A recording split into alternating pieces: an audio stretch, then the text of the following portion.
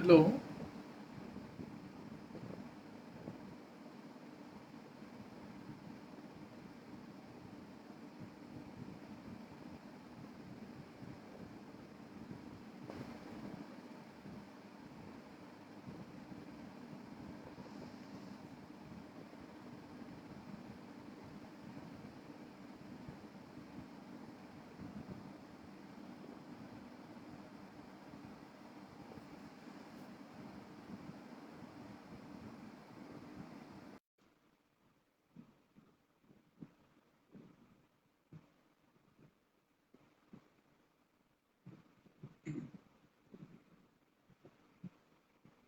শোনা যাচ্ছে?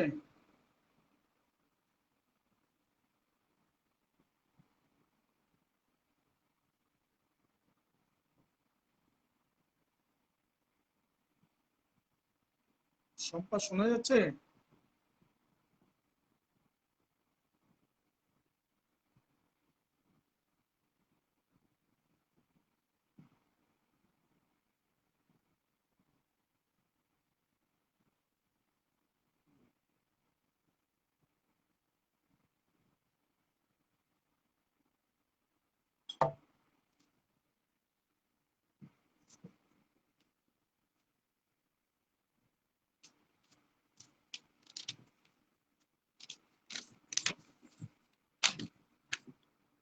আর কয়েকজন শ্রোতা আসুক, আমরা একটু অপেক্ষা করি, কারণ আমাদের।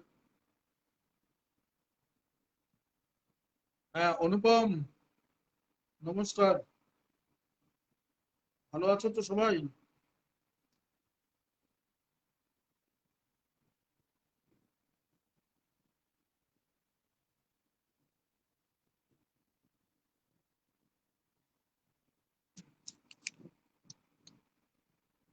আজকে আলোচনাটা আমাদের টপিকটা হলো এখনকার সময় উপযোগী, যেটা এখনো পর্যন্ত আমাদের এই গ্রুপে কোনো রকম আলোচনা এখনো পর্যন্ত হয়নি। সেটা হলো কোভিড নিয়ে।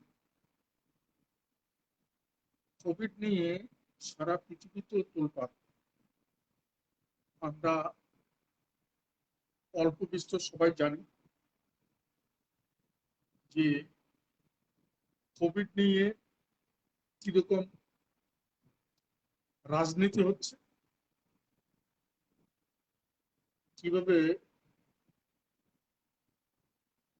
সাধারণ মানুষের অর্থনীতিকে বিপর্যস্ত করে তুলছে।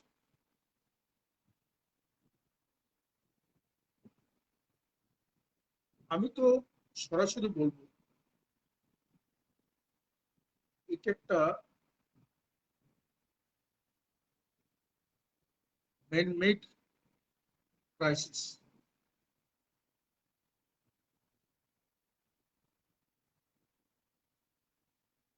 এখনো পর্যন্ত কোভিড এর থেকে মানুষকে রক্ষা করার কোন রকম সঠিক দিক দিক নির্দেশ এখনো পর্যন্ত হয়নি। কিন্তু আমরা যারা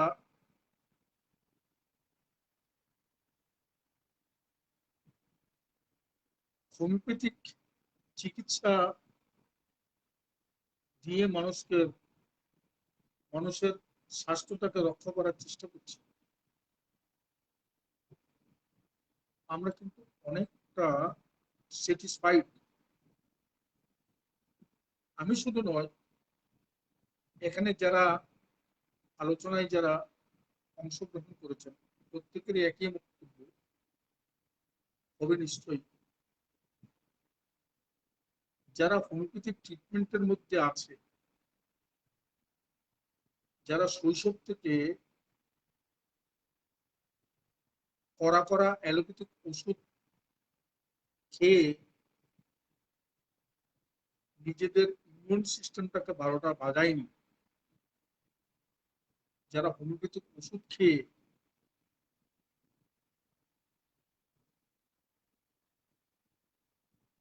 সুস্থ আছে, তাদের নিজেদের প্রতিরোধ ক্ষমতাকে আরো সবল করে তুলেছে, তারা কিন্তু অনেকটাই নিরাপদ। এটা আমি এই বিগত 2 বছরের আমার অভিজ্ঞতায় আমি এটা প্রমাণ পেয়েছি। কিছু না হলেও কয়েক হাজার তো রুগী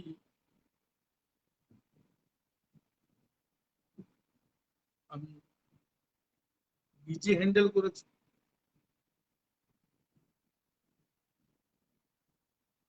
একটা রুগীও এর মধ্যে একটা রুগীও কেউ মারা যায়, এর মধ্যে একটা রুগীও সিরিয়াস অবস্থায় পৌঁছায়নি। হ্যাঁ, করোনা পজিটিভ হয়েছে।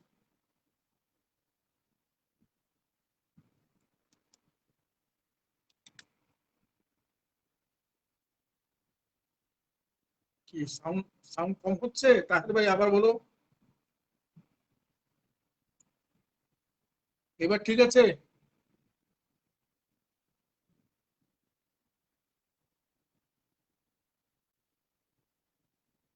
এবার ঠিক আছে? অযোধ্যা, হ্যাঁ, তুমি আছো, আমার সাহস বেড়ে গেল। আচ্ছা ঠিক আছে, আমি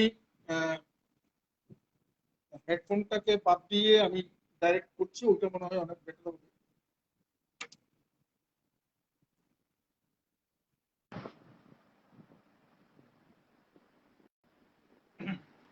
আশা করি এবার ঠিক আছে। হ্যাঁ রিপা, সাউন্ড কম আছে, এবার ঠিক আছে? ওকে ওকে ওকে, ফাইন।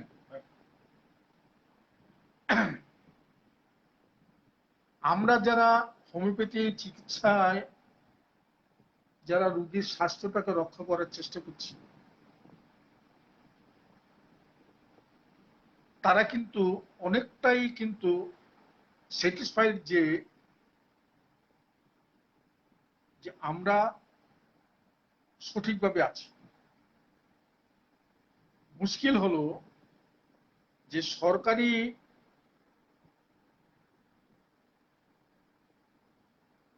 আর কত কাছে আনবো, আমার মুখটা তো তাইলে এরকম হয়ে যাবে, এর থেকে আর কাছে আনা যাবে না। আমি মাত্র 8 ইঞ্চি ডিফারেন্সে আছি, 1 ফুটও না, 8 থেকে 10 ইঞ্চি ডিফারেন্সে আছি মোবাইল থেকে।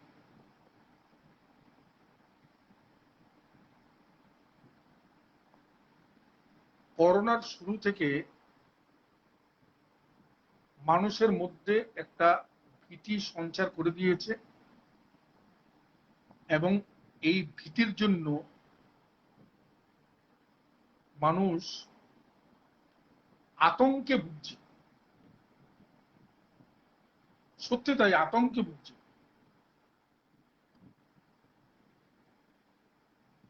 এই আতঙ্কটা তৈরি করে দেওয়া হলো, এটা পরিকল্পনা করেই তৈরি করে দেওয়া হলো।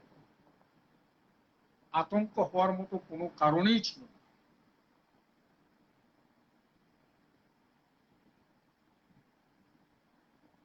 এই যে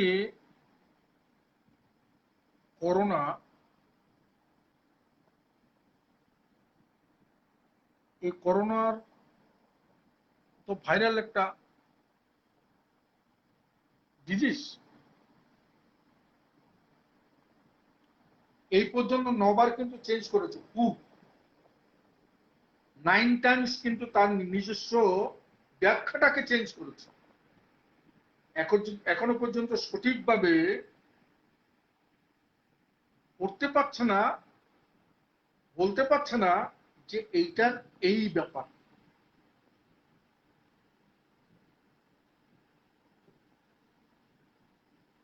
এইভাবেই নিজেরা যেমন বিভ্রান্ত হয়ে যাচ্ছে,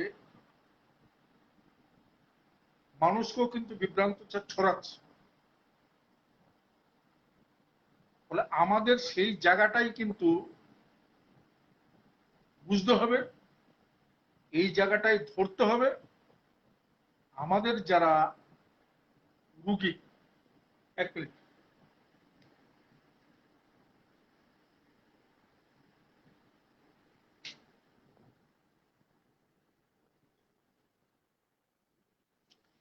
ফ্যানটা বন্ধ করে দিলাম যাতে আওয়াজটা ঠিক আসে। আমাদের যারা রুগী,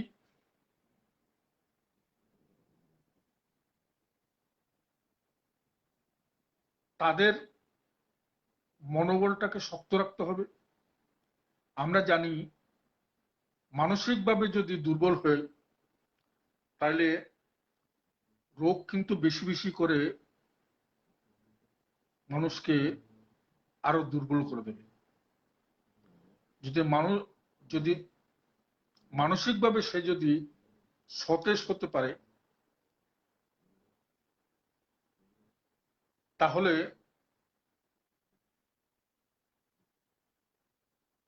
রোগটাকেও কিন্তু সহজে পরাভূত করা যাবে। আমার মনে আছে যে আমার কাছে আমার এক রুগী তার সন্তানের জন্য ফোন করছে, যে সন্তানের অবস্থা খুব খারাপ, মাত্র 8 থেকে 9 বছর বয়স ছেলেটার,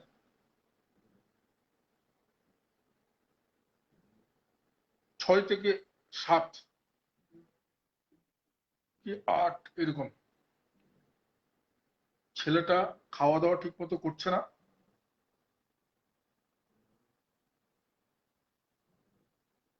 সাইকিয়াট্রিস্ট দেখিয়েছে, অ্যালোপ্যাথিক ডাক্তার, সাইকিয়াট্রিস্ট সমস্ত দেখানোর পরে প্রায় মাসখানিক ধরে তারা এই সমস্ত চেষ্টা করে কোনো কিছুতে রেজাল্ট না হয়ে তখন ঠিক আছে, ডাক্তার চৌধুরীর সঙ্গে একবার কনসাল্ট করি। ওই যার নাই কোনো গতি, সে আসে হোমিওপ্যাথি। তো আমাকে ফোন করলো যে স্যার আপনি একটু বাচ্চাটাকে একটু দেখবেন, আমরা পরেশান হয়ে যাচ্ছি।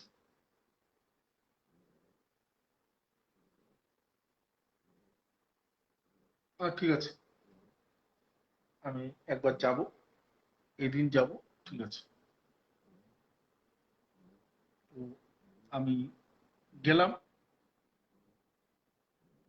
আমি মাত্র 10 থেকে 15 মিনিট ওদের বাড়িতে ছিলাম।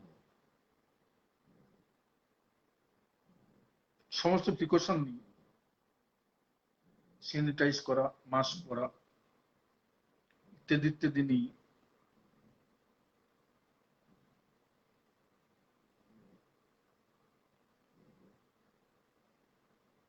বাচ্চাটা আমার কাছে আসলো। বিশ্বাস করুন, ওকে যখন ওর মা নিয়ে এলো, হাতে একটা বোতল নিয়ে, 1 লিটারের একটা বোতল, 500 500 মিলিলিটারের একটা বোতল।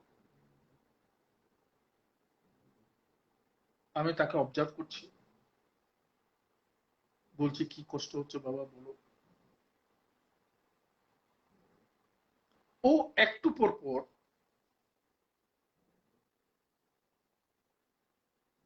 মানে 30 সেকেন্ডও যায় না, একটু পর পর বোতলের ঢাকনাটা খুলে এক ডুব জল খাই, রেখে দেয়, আবার একটু পরে আবার জল খাই, রেখে দেয়। তা আমি জানতে পারলাম যে প্রবলেমটা কি। প্রবলেম হলো যে ভীষণ ভয় পেয়ে যাচ্ছে।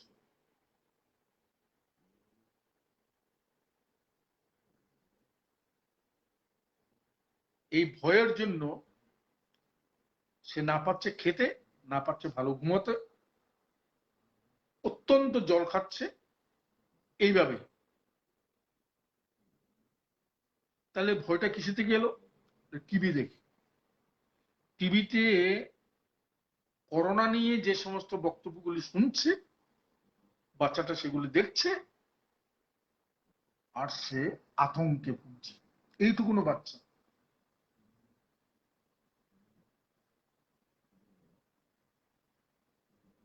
এই অবস্থায় ছেলেটাকে কি করা যাবে?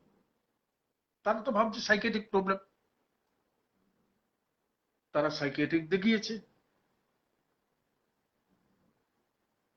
মেডিসিনের ডাক্তার দেখিয়েছে, কোনো কিছুতে কিছু হচ্ছে না। তারপরে আমাদের কাছে এলো। আমি ওই জাস্ট দুটো জিনিস, ভয়াবহতা, অত্যাধিক পিপাসা, একটু পরপর অল্প পরিমাণে জল খাওয়া, এবং ফিয়ার, এই তিনটের উপর বেশ করে আর্সেনিকই দিয়েছি। আলটিমেটলি ছেলেটা সুস্থ হয়ে গেল। এক সপ্তাহের মধ্যে ছেলেটার কাছ থেকে রিপোর্ট পাওয়া গেল যে না, আস্তে আস্তে আস্তে আস্তে তার জল খাওয়া কমেছে, তার খাওয়াটা স্বাভাবিক হয়ে আসছে, ইত্যাদি ইত্যাদি। এখন এই যে ব্যাপারটা, এইটা আমি বললাম একটা বাচ্চা ছেলে, যে কিন্তু অত কিছু বোঝে না, তার ক্ষেত্রেও এই ধরনের একটা জিনিস ঢুকিয়ে দেওয়া হলো। কি? মিডিয়া। টিভির দৌলতে, সরকারি এই সমস্তগুলি প্রচারে, সাধারণ মানুষের কথা ছেড়ে দিন, আমরা যারা সচেতন আছি তাদের কথা ছেড়ে দিন, ওটুকুনো বাচ্চার মধ্যেও কিন্তু একটা ভয়টা ঢুকিয়ে দেওয়া হচ্ছে। আজকে, আচ্ছা, তার আগে আমি বলি, কোভিডের নসুর বেরিয়ে গেল, নসস না, কোভিডের ভ্যাকসিন বেরিয়ে গেল অ্যালোপ্যাথিক। সবাই লাইন দিয়ে রাত জেগে এই ভ্যাকসিনটা নেওয়ার জন্য লাইন দিচ্ছে, এবং সারা রাত জাগার পরেও সে কিন্তু ভ্যাকসিনটা হয়তো তখন যখন গিয়ে পৌঁছাচ্ছে তখন হয়তো ভ্যাকসিন নেই। ভ্যাকসিন দিয়ে কি সমস্যার সমাধানটা হচ্ছে? ভ্যাকসিনটা কে আবিষ্কার করলো? ভ্যাকসিনটা কোন লক্ষণের ভিত্তিতে, কোন, কারণ মিউটেশন তো বাড়ছে প্রতি মুহূর্তে। সে নিজেকে টিকিয়ে রাখার জন্য করোনা ভাইরাসটা তার নিজের রূপ পাল্টাচ্ছে, আলফা বিটা গামা ডেল্টা এই সমস্ত ভাবে পাল্টাচ্ছে। তাহলে ভ্যাকসিনটা কোন স্পেসিমেন থেকে নেওয়া হয়েছে? যে স্পেসিমেন থেকে নেওয়া হয়েছে সেটা কি পরবর্তী স্পেসিমেনকে কাজে লাগবে? লাগতে পারে, লাগতে পারে না। তাহলে আমেরিকায় তো সিদ্ধান্ত হয়েছে প্রতি 6 মাস পর পর, সিদ্ধান্ত হয়ে গেছে আমেরিকায়, প্রতি 6 মাস পর তাকে তাকে ভ্যাকসিন নিতে হবে যতদিন পর্যন্ত সে বেঁচে থাকে। এইটা কোনো সলিউশন? মানুষকে আর্টিফিশিয়ালি তাকে বাঁচিয়ে রাখা হবে, তাকে ওষুধ নির্ভর তৈরি করার প্রচেষ্টা। তাহলে ওষুধ নির্ভর, ওষুধটা তৈরি যারা করছে তারা সরকারের উপর কিরকম চাপ দিচ্ছে যে যাতে এই সিদ্ধান্তগুলো নেওয়া হয়, তা তো কি সুরাহা হচ্ছে? আজকে আমার কাছে, আজকে যার জন্য 9টায় ক্লাস, আমি 9:30 নিলাম, আমি একটা রুগী নিয়ে ব্যস্ত ছিলাম, সেটা হলো যে করোনা রোগী, মাত্র 25 বছরের ছেলে। সে গত 29 তারিখ ভ্যাকসিন নিয়েছে, ফার্স্ট ডোজ। নেওয়ার পরে তার পরপর 2 দিন হাই ফিভার ছিল, তারপর থেকে জ্বরটা কমে গেল প্যারাসিটামল ইত্যাদি খেয়ে, কিন্তু কিছু খেতে পাচ্ছে না, প্রচন্ড দুর্বল, মাথা ঘুরাচ্ছে, আজকেও নাকি পড়ে গেছে, খাচ্ছে আর বমি হয়ে যাচ্ছে।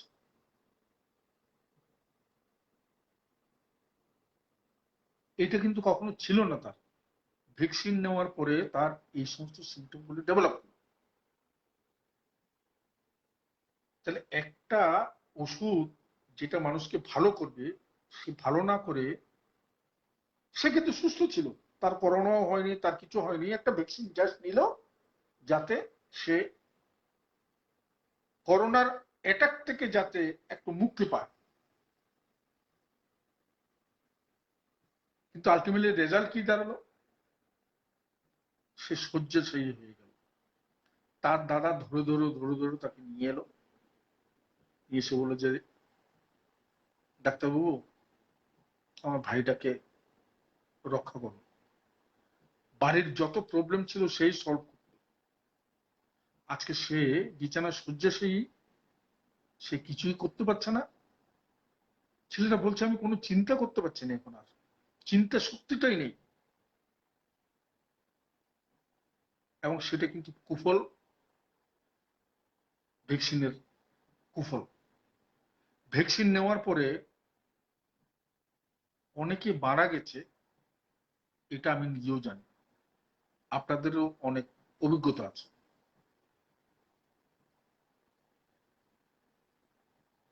তো ফলে সরকার থেকে একদিকে চাপ দিচ্ছে ভ্যাকসিনটা নাও। এখানে ইন্ডিয়াতে, জানি না বাংলাদেশে কি আছে, ভ্যাকসিন না নিলে তার সার্টিফিকেট যদি না থাকে প্লেনে উঠতে পারবে না, ট্রেনের মান্থলি করতে পারবে না, তার টিকিট কাটতে পারবে না, ইয়ে হয়ে যাচ্ছে, সামনে থেকে ব্যাংকে ঢুকতে পারবে না যদি ভ্যাকসিন নেওয়া না হয়। মানুষকে সরকারিভাবে বাধ্য করছে যাতে আপনি ভ্যাকসিনটা নিতে বাধ্য হন। কিন্তু ভ্যাকসিনের কুফলগুলির জন্য ভুগছে কিন্তু সাধারণ মানুষ। সরকার কিন্তু সে একটা নির্দেশ জারি করেই খালাস। তাহলে নির্দেশটা সরকারকে কে দিতে বাধ্য করছে? এই আর্থসামাজিক এই বিষয়টাকে কিন্তু আমাদের কিন্তু মনে রাখতে হবে। এটা যদি না বুঝি সত্যি খুব ভুল হবে। এটা কিন্তু বহুজাতিক সংস্থা, বড় বড় ব্যবসায়ীরা যারা সরকারকে পরিচালনা করে, তারা কিন্তু এটা কিন্তু বাধ্য করছে মানুষকে অন্ধকারের দিকে ঠেলে দেওয়ার। বলুন তো, করোনায় কত লোক চাকরি হারিয়েছে, করোনায় কত লোক স্বজন হারিয়েছে। এইগুলি কিন্তু আমি বলবো এগুলো ম্যান মেড।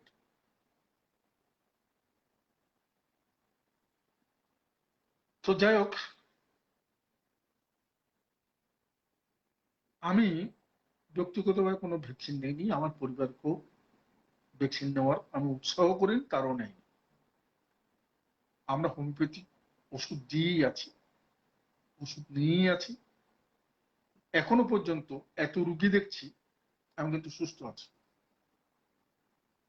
তো সুস্থ থাকা এটা কিন্তু রিলেটিভ ব্যাপার। শুধু ওষুধ খেলেই তো হবে না,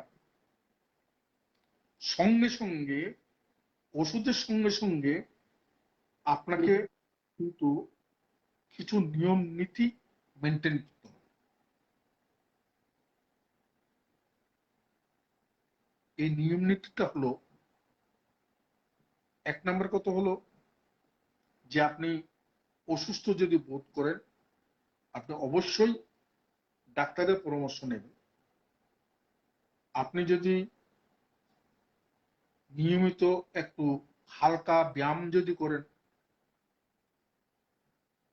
কিছু ফলাহার যদি করেন, জীবন চর্চাকে যদি আপনি যদি সঠিকভাবে যদি পরিচালনা করেন, আপনি কিন্তু সুস্থ থাকবেন।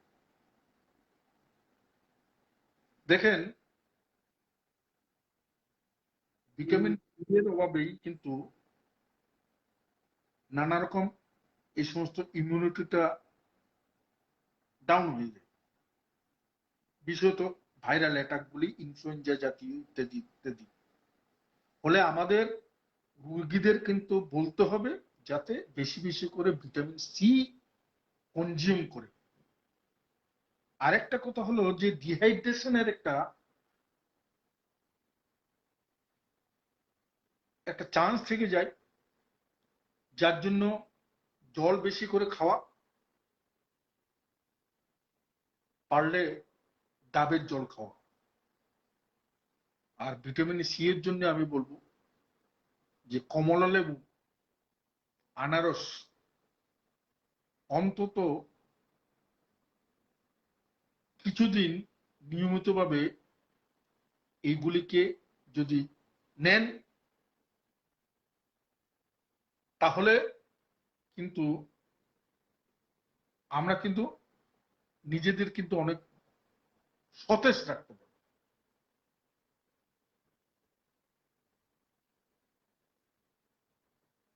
করোনা নসোর্স, নসোর্স সম্বন্ধে, নসোর্সটা কি আমরা জানি। এটা ডিজিজ হয়েছে, রোগ হয়েছে, সে রোগীর শরীরের থেকে নিয়ে ওষুধটা তৈরি করা।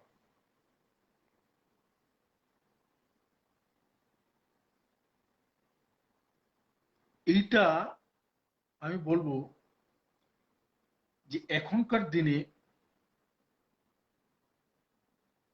নসর ছাড়া কোনো উপায় নেই। নসর যদি আমরা যদি তৈরি করতে পারি, ব্যবহার করতে পারি, আমরা কিন্তু অনেক সমস্যার সমাধান করতে পারব।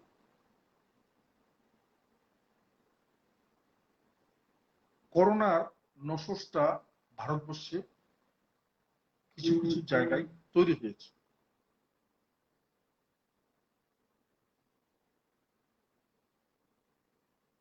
এই নসরটা আমি ব্যক্তিগতভাবে এই নসর আমি ইউজ করে দেখেছি, অসাধারণ রেজাল্ট, অসাধারণ রেজাল্ট। এই কারণে বলবো যে যাদের ক্ষেত্রে এই নসর ওষুধটা দেওয়া গেছে, তারা কিন্তু আজ পর্যন্ত কিন্তু করোনার ভয়াবহতা থেকে তারা মুক্তি পেয়েছে।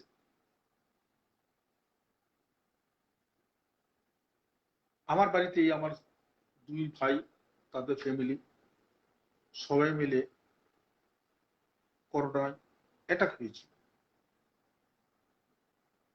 কিন্তু তারা যেহেতু আগে থেকে নসসটা নিয়েছিল, তাদের মাইল্ড একটা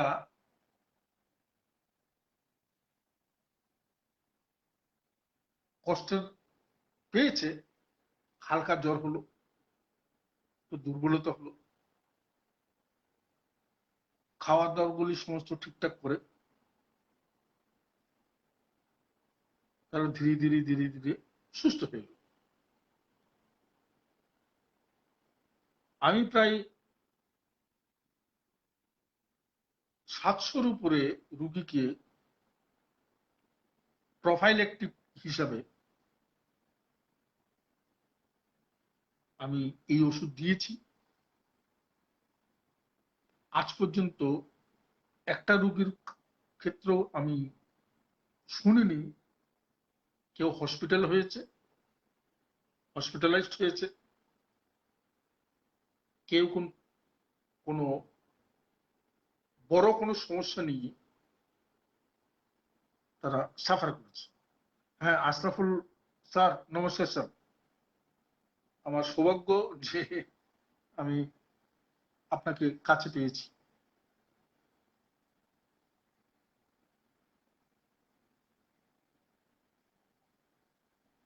মোবাইলের সাউন্ড কিন্তু ফুল আছে, এবার ঠিক আছে? তাহের ভাই, এবার ঠিক আছে?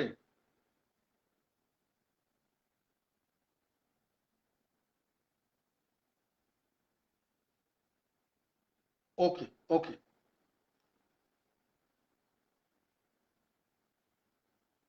এখন আমি দেখেছি এই নসোস দেওয়ার পরেও, মানে এই ওষুধটা দেওয়ার পরেও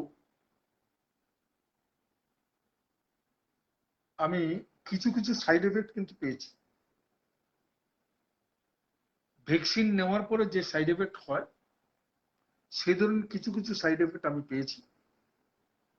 তার মধ্যে আমার নিজের, আমি যখন এই ওষুধটা শুরু করি তার 2 দিন পরেই আমার পেট খারাপ শুরু হয়, যেটা আমার সচরাচর আমার পেট খারাপ হয় না, কিন্তু আমার পেট খারাপ শুরু হলো এবং 2 দিন সেটা ছিল। আমি কোনো ওষুধ খাইনি, আমি এই ওষুধে চালিয়ে গেছি। ধীরে ধীরে ধীরে ধীরে 2 দিন পরে আমার থার্ড ডে থেকে আমার পেটটা নর্মাল হয়ে গেল। আমার ছোট মেয়ের জ্বর হলো ওষুধ খাওয়ার পর। এই জ্বরটাও 1.5 দিনের মতো ছিল, অন্য কোনো ওষুধ দেওয়ার দরকার হয়নি। ধীরে ধীরে তার জ্বরটাও রিমিশন হয়ে গেছে। আমার ভাইজির চোখ লাল হয়ে গেল, চোখ থেকে জল পড়ছে, ইত্যাদি ইত্যাদি। তারও কিন্তু অন্য কোনো ওষুধ ছাড়াই এই ওষুধেই তার কিন্তু প্রবলেমটা সলভ হয়ে গেল।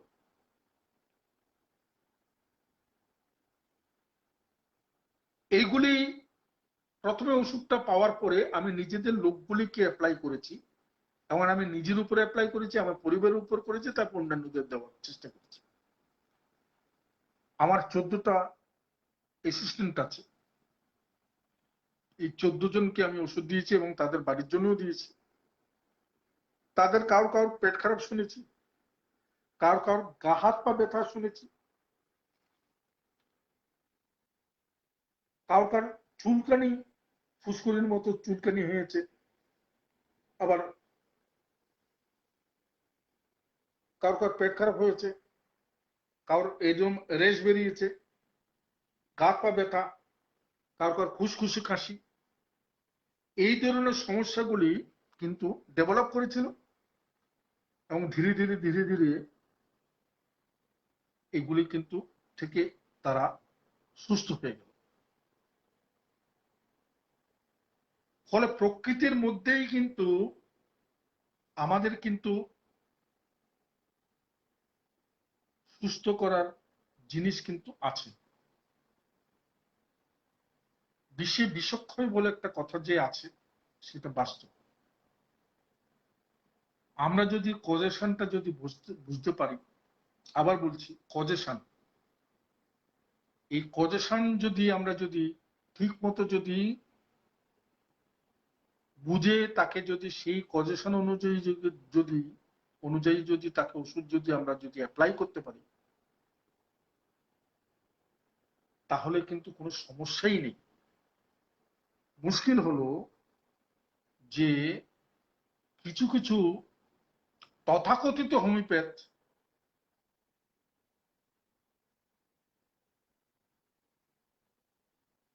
তথাকথিত হোমিওপ্যাথ তারা মিডিয়াতে প্রচার করছে, কেউ ইভেন সরকারের আনুকূল্যে একসময় তো প্রচার হয়ে গেল ভারত সরকারের ইয়েতে আর্সেনিক, ভুরি ভুরি আর্সেনিক। আমার কাছে আর্সেনিক 3 লাখ আর্সেনিক ওষুধের জন্য আমার কাছে একজন রিকোয়েস্ট করলো 3 লাখ ওষুধ লাগবে, আপনি একটু ব্যবস্থা করবেন। 3 লাখ। চিন্তা করুন যে সরকার কিভাবে মানুষকে ভুল বুঝিয়ে ভুল পথে পরিচালনা করার চেষ্টা করছে। আচ্ছা, যার কোনো মৃত্যু ভয় নেই তার কি আর্সেনিক লাগবে? যার কোনো একটু পর পর তার জল পিপাসা নেই, অল্প অল্প জল পান একটু পর পর, তাকে কি আর্সেনিক দেবেন? তা আর্সেনিক দিতে গেলে যে তিনটে চারটে যে ক্রাইটেরিয়া, এই ক্রাইটেরিয়া না হলে আপনি আর্সেনিক দেবেন? আর্সেনিক দেওয়ার মতো তো একটা কয়েকটা ভিত্তি দরকার। এই ভিত্তিটা কোথায়? প্রোফাইলেকটিক হিসেবে আর্সেনিককে বলছে। মারাত্মক ভুল।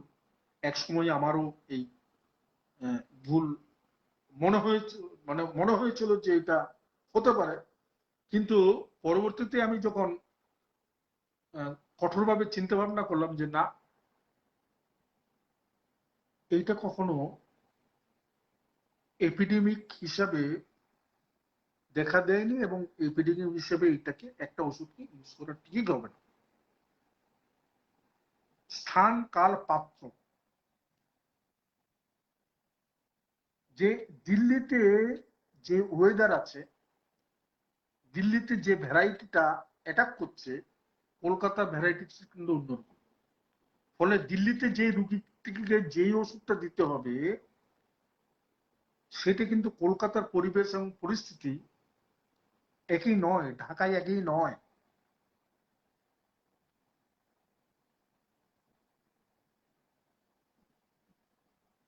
এখন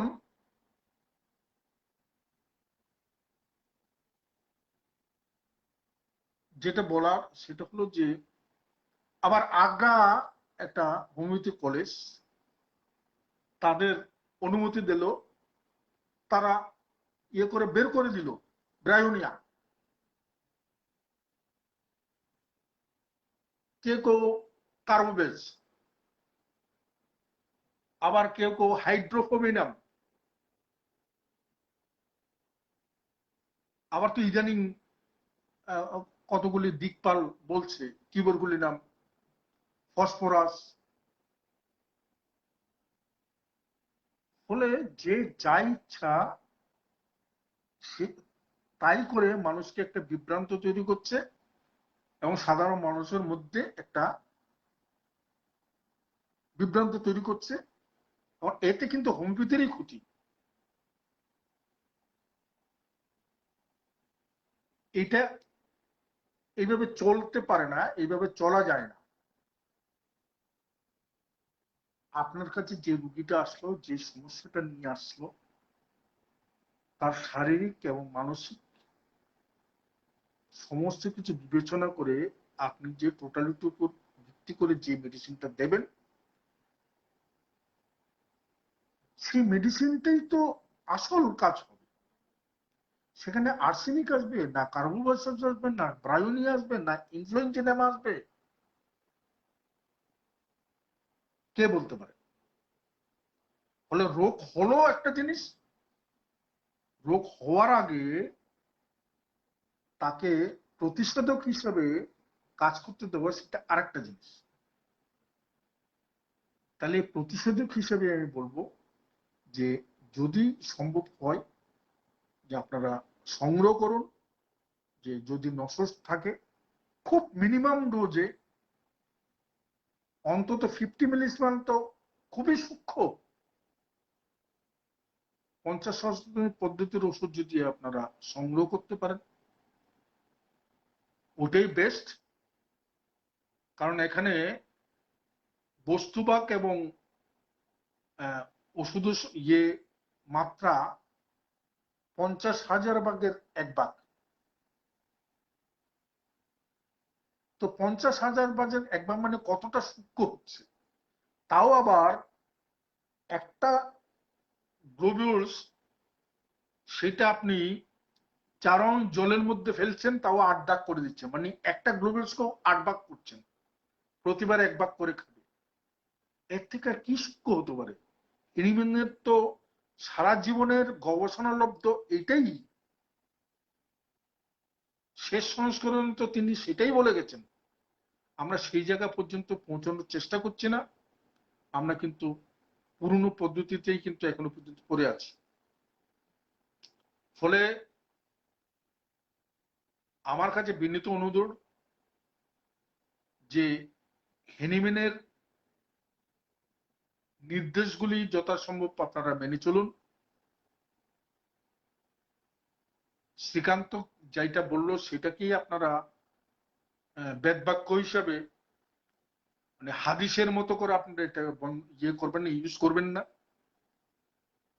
আপনারা নিজেদের বিচার বুদ্ধি অ্যাপ্লাই করে অন্তত টোটালিটির উপর নির্ভর করে রুগীটাকে সুস্থ রাখুন।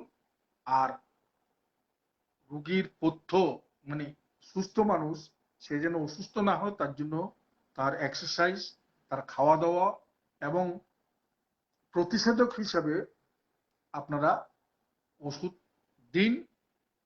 তাহলেই কিন্তু আমরা কিন্তু এই সমাজ থেকে কিন্তু এই ভয়াবহ করোনাকে মুক্ত করতে পারবো, এইটুকুনো আমার দৃঢ় বিশ্বাস। আমার এতদিন পর্যন্ত অভিজ্ঞতায় আমার অন্তত এটা মনে হয়েছে যে, দেখেন একটা কথা বলি,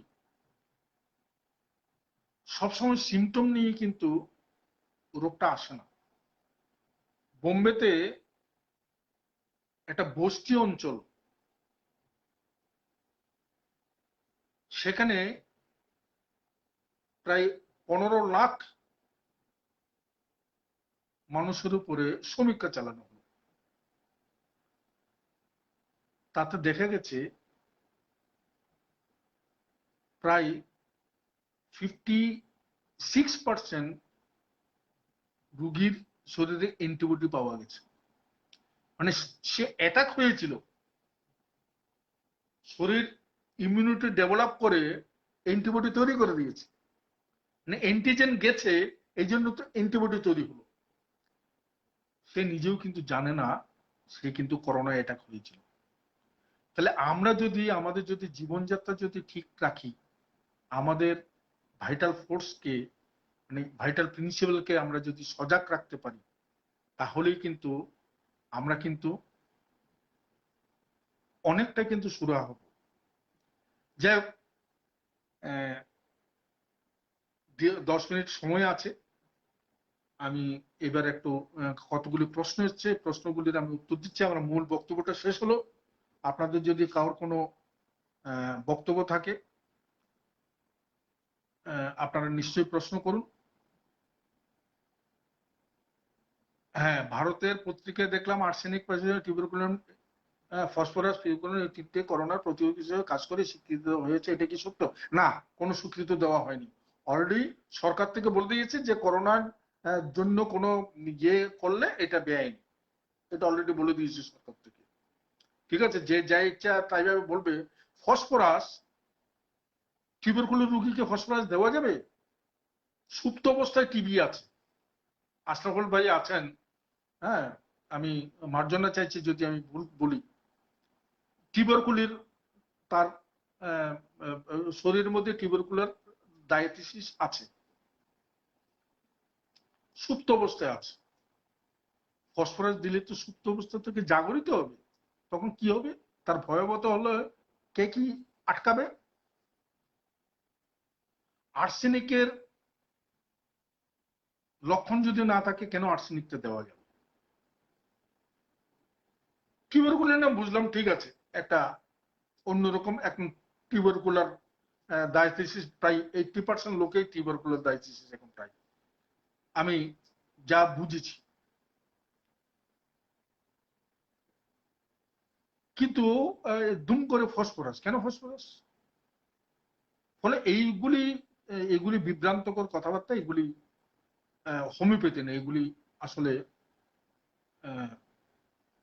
অপহোমিওপ্যাথি আমি বলবো। আমি এটাকে মেনে নিতে পারিনি, আমি দৃঢ়ভাবে তার বিরুদ্ধচারণ করি।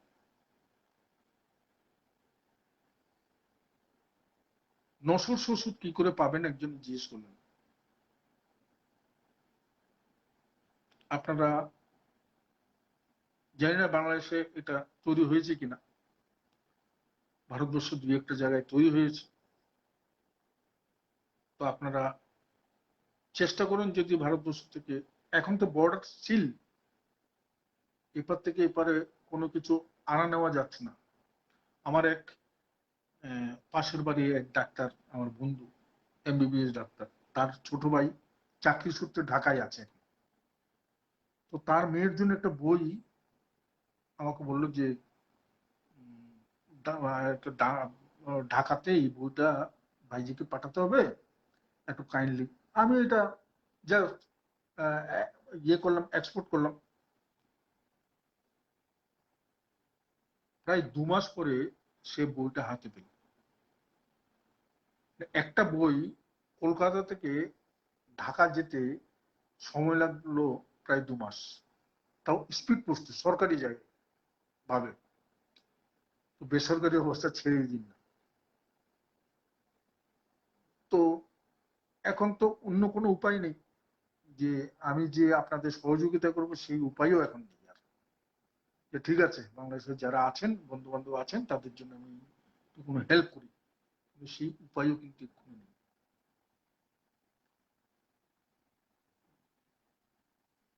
ভারতের পত্রিকা দেখলাম আসছেন। আচ্ছা, এটা তো ইয়ে হয়ে গেল, আর কার কি বলার আছে?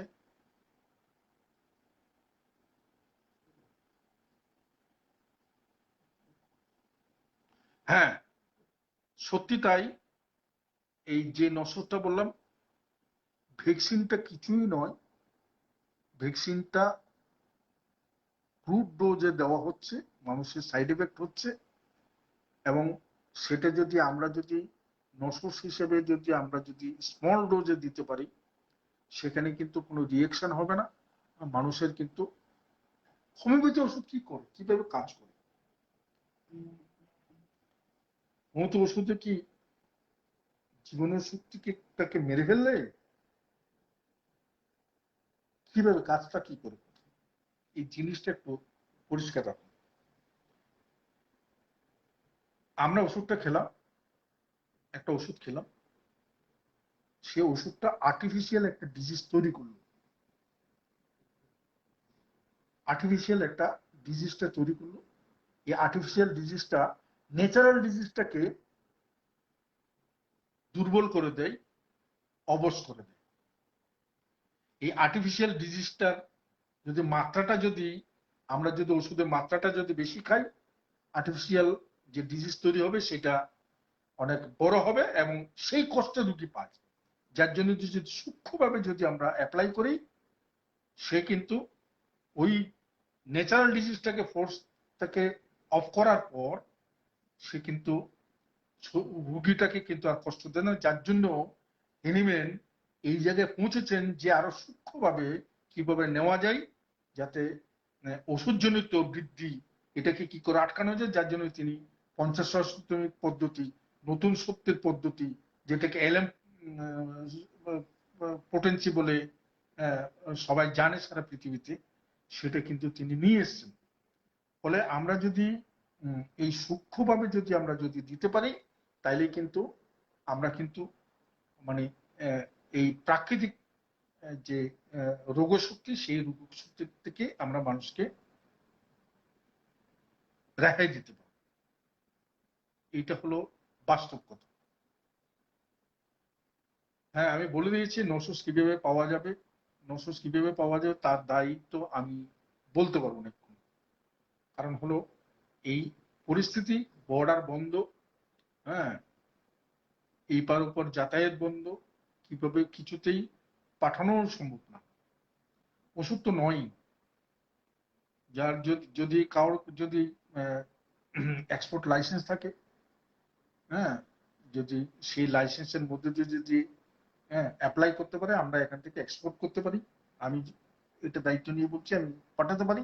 কাউকে যদি কোনো লাইসেন্স থাকে, ওষুধ নেওয়ার যদি সরকারি অনুমতি যদি তার কাছে থাকে, সে কালেক্ট করতে পারে, নো প্রবলেম, অসুবিধা নেই। ধন্যবাদ। বলুন আর কিছু? আর কারোর কোনো বক্তব্য? আশরাফুল ভাই, আমি কি কোনো কিছু সংযোজন আছে?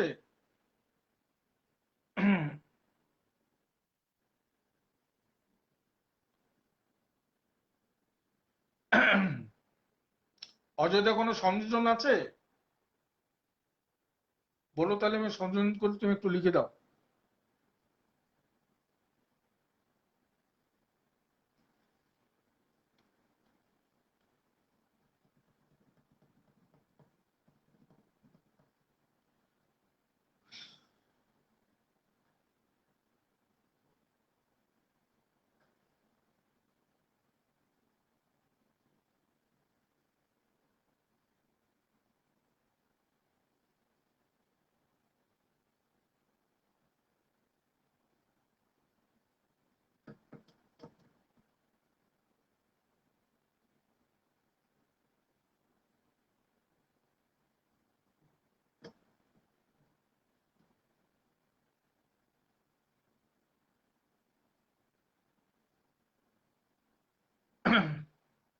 পরিতোষ ভাই, ব্যক্তিগতভাবে আপনি আমার সঙ্গে যোগাযোগ করবেন, আমি এটার ব্যবস্থা করব। এটা পাবলিকলি এই ওষুধটা দেওয়া যাবে না।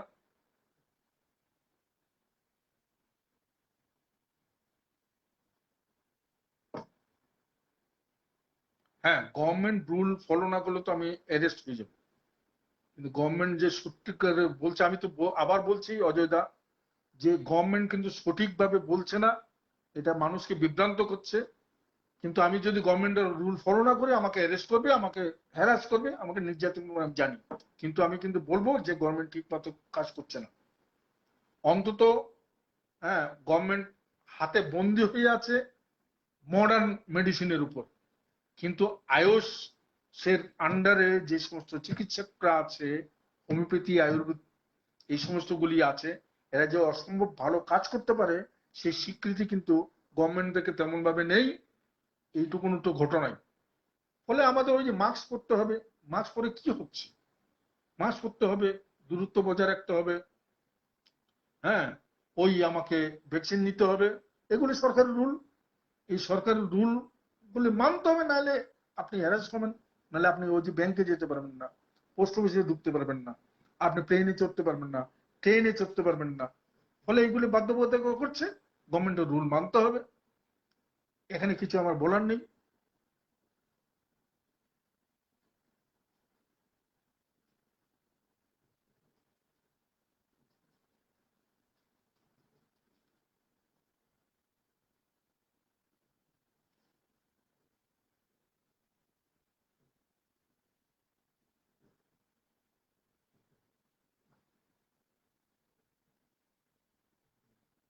করোনা না করোনা, আশরাফ ভাই, করোনার নো সোর্স কোন কোম্পানির, এইটা বড় কথা নেই, পাওয়া যাবে কিনা।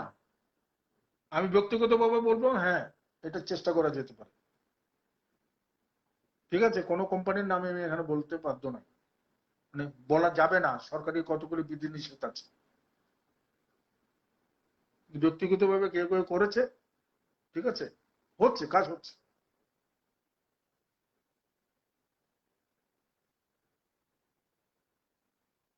হ্যাঁ, ফার্মাসিউটিক্যাল মাফিয়া তো গভর্নমেন্টই চলে, ঠিকই তো, গভর্নমেন্ট তো তাদের উপরেই নির্ভর। চলে এই বাস্তবগুলি, এই দ্বন্দ্বগুলি বুঝতে হবে। এই দ্বন্দ্বগুলো না পড়লে আসলে, হ্যাঁ, মুশকিল। তাইলে কিন্তু আমরা বেঠিক ভাবে যাব, চিন্তা ভাবনা কিন্তু বিফল হবে। তাহলে আর কোনো, কারোর কোনো প্রশ্ন নেই? আমি তাহলে উম, সময় হয়ে এলো, আমি তাহলে আজকের মতো এখানে শেষ করি।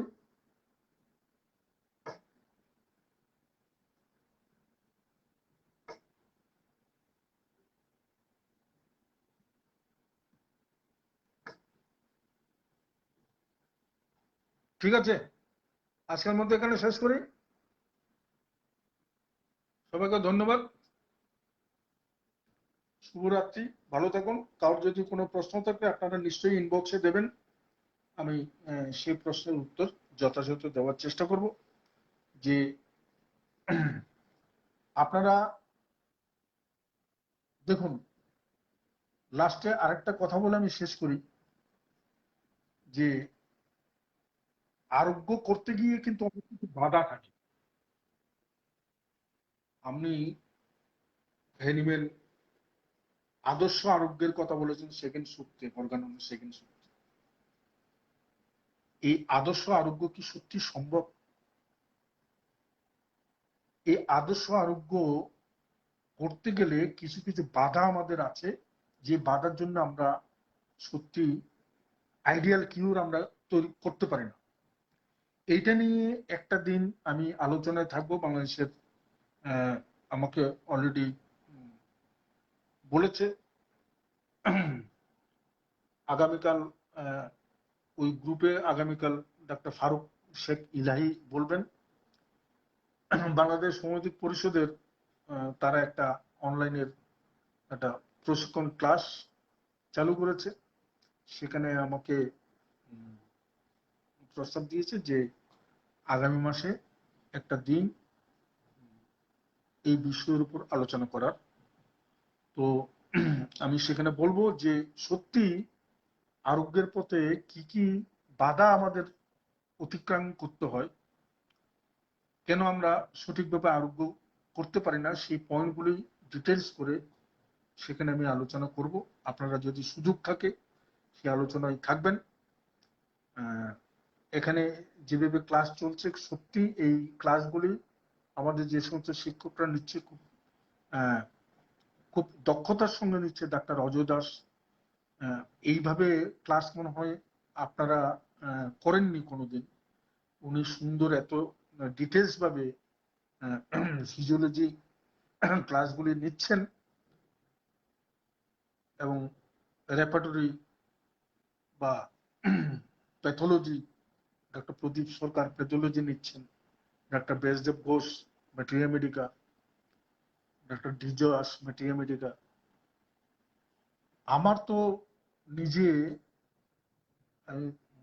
আমি নিজেও শুনছি, তো আমার তো অসাধারণ লাগে। আপনারা এই ক্লাসগুলি নিয়মিত নিন, আপনারা নোট করুন, নিজেদের আরো সমৃদ্ধ করুন।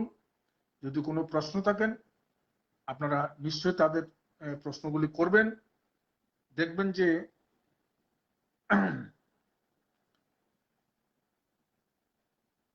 দেখবেন যে কোনো কিছুই অসুবিধা নয় আমাদের কাছে। শুধুমাত্র মেটেরিয়া মেডিকা, শুধুমাত্র রেপার্টরি, শুধুমাত্র অর্গান নিয়ে পড়ে থাকলেই হবে না। আমাকে রোগটা বুঝতে হবে, রোগের কারণটা বুঝতে হবে, এবং সেখানে তার ম্যানেজমেন্টটা বুঝতে হবে। জেনারেল দুটো ম্যানেজমেন্ট আছে, একটা হলো মেডিসিনাল ম্যানেজমেন্ট, একটা হলো জেনারেল ম্যানেজমেন্ট। মেডিসিনাল ম্যানেজমেন্ট আপনি তো হোমিওপ্যাথি দিয়ে দিলেন, তাহলে জেনারেল ম্যানেজমেন্ট কি করলেন? একটা লোক হার্ট অ্যাটাক হলো, আপনি এখানে ওষুধ দিয়ে কি ঠিক করবেন, নাকি তাকে অন্য কোনো ম্যানেজমেন্ট দরকার হবে? সেই ম্যানেজমেন্টটা কি? এই ম্যানেজমেন্টটা জানতে গেলে আপনাকে প্র্যাকটিস অফ মেডিসিন, এই ম্যানেজমেন্ট জানতে গেলে আপনাকে প্যাথোলজি, আপনাকে ফিজিওলজি, এগুলি জানতে হবে। এই যদি না জানি যদি আমরা, তো হেনিম্যানের ওই 4 নম্বর সূত্র, যে একটা ডাক্তারকে তাকে কিন্তু সম্য ধারণা নিতে হবে এই সমস্ত জিনিসগুলির উপরে, তাদের নলেজটাকে আরোহণ করে। ধন্যবাদ যে আপনারা সবাই ধৈর্য ধরে শুনেছেন। অনেক রাত হয়ে গেল, হ্যাঁ, অলরেডি 11টা বেজে গেছে। আমি আজকের মতো এখানেই বিদায় নিচ্ছি। প্রত্যেকে ধন্যবাদ। আর আমার যারা গুরুজন আছেন, আমার যারা শ্রদ্ধাভাজন আছেন, অজয় দা, আস্তাবুল সাহেব, তাদের সবাইকে আমার আন্তরিক অভিনন্দন জানাই। এই বলে অন্যান্য সবাইকে যারা আজকে শুনলেন মন দিয়ে, তাদের সবাইকে অভিনন্দন জানিয়ে আজকের জন্য আমি শুভ বিদায় নিচ্ছি। ধন্যবাদ, শুভরাত্রি, ভালো থাকুন, ভালো রাখুন।